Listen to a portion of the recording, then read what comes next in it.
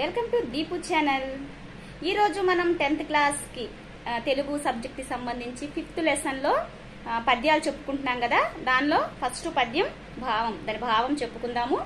ఈ వీడియో చూసే ముందు ఈ ఛానల్ని ఇంకెవరైనా సబ్స్క్రైబ్ చేసుకోకపోతే కనుక తప్పకుండా సబ్స్క్రైబ్ చేసుకోండి. పక్కనే ఉన్న బెల్ ఐకాన్ని కనుక క్లిక్ చేసినట్లయితే కనుక మీకు అన్ని ఈ ఛానల్కి సంబంధించిన నోటిఫికేషన్స్ అన్నీ కూడా వస్తూ ఉంటాయి.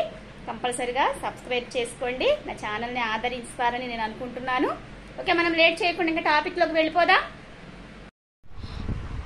పౌరుల శస్త్రశాస్త్రముల పద్ధతి నేరని వారి సాధు సంసారుల బట్టి డయ్యరు పిశాచము జల్యను వాలు బాగులో దూరి వధించే దద్రుధిర దుఃఖ సముద్రము భారతీయ హృద్వార్ధము సొచ్చి యగ్నివలే జ్వాలలు వీచుచున్నదెంతయున్.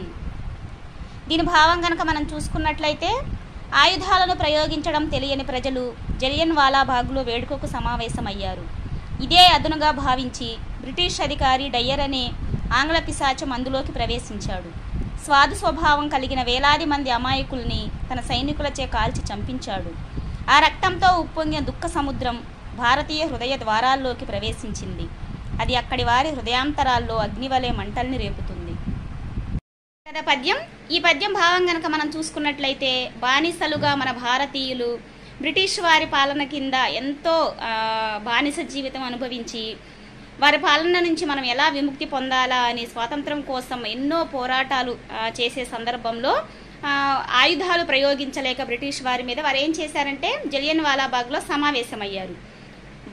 అప్పుడు అలా భారతీయులందరూ అక్కడ సమావేశమైనప్పుడు డయ్యర్ అనే అధికారి వాళ్ళ మీద అనేక తుపాకీ గుండ్లతో దాడి చేశారు. అలా దాడి చేసినప్పుడు వేలాది మంది ప్రాణాలను పోగొట్టుకున్నారు, ఎంతో మంది గాయాల పాలయ్యారు.